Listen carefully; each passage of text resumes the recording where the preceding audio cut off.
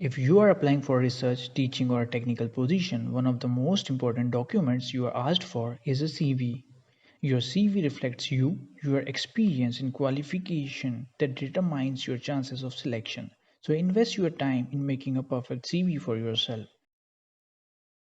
Hello and welcome to a new video of XploreBio on research and publishing. In today's video, you will learn how to make a great CV, how to structure it, what to include in it, and some of the most useful tips. So watch the video till the end. Unlike resume, which is more about the personal information, CV covers the necessary details about your professional life. A good CV showcases your professional experiences concisely and effectively. When you make a CV, remember to structure and organize your details under suitable headings. Mention your details in such a way that the most important details are in the first few pages. The first thing you need to mention is your name, email, communication address, and contact number so that they can communicate to you whenever required. Do not make recruiters to search for these necessary details. You may also provide your clear photograph, but it is optional. Next, start mentioning your current or the latest professional experience, if any. Then, in the reverse chronology, mention your past position along with the duration you worked for and the name of the institute or the university you worked for. Next, mention your educational qualification in a tabular format for easy visualization. Your degrees, university or institute, percentage, grades, your year of completion. Highlight if you got distinction or merit or you were a gold medalist. If the results are awaited, mention it too. If you have done your MSc or PhD thesis, mention its title, the name of the supervisor. You can add few lines of summary too. Under separate heading, provide the details for fellowships or the awards received along with the name of the agencies and the year of receiving. This section can make you stand out of others. List your publications. If you are applying for a research position, this is one of the most critical factors that influence your chances of selection. Mention the details of your research articles, review book chapters such as author names, journal name, volume, page number, and year of publishing. Sometimes recruiters shortlist candidates based on the impact factor of the journal.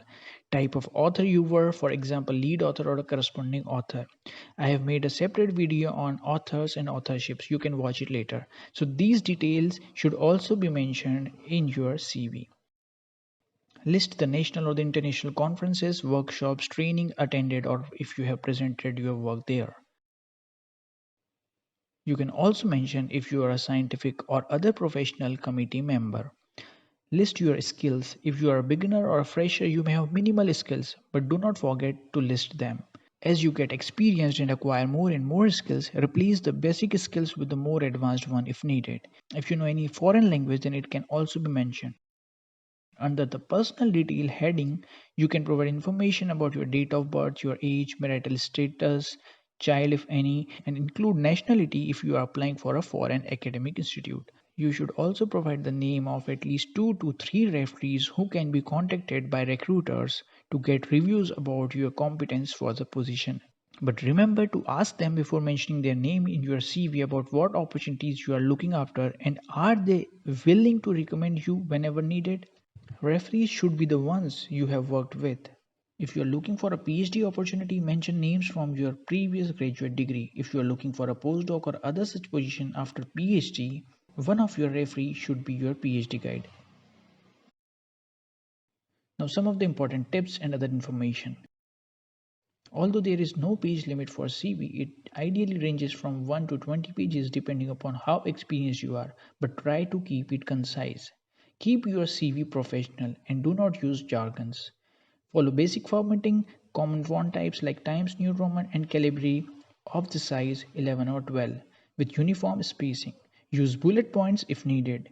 Keep your CV updated. With time, your affiliation and address might change. You add new achievements such as awards and publication and experience and skills to your profile. The same needs to be updated in your CV before applying for a position. You should customize your CV modifying relevant details as per the requirement of the job position. Take care to highlight what the employer wants from you. If you have relevant experience and skills, it should catch employers' attention. Do not lie or exaggerate your skills or achievements. This may lead to straightforward rejection if identified.